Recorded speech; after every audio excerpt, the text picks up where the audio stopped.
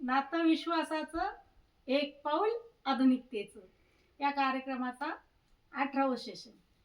शेतकरी बांधवांना माझी विनंती आहे की तुम्ही जे फवारणी करतात कीटकनाशक बुरशीनाशक, तर त्याच्यासाठी तुम्ही काही दक्षता घ्यायच्यात. काही शेतकरी म्हणतात ओ मॅडम आम्हाला काहीच होत नाही, पण तसं नाही.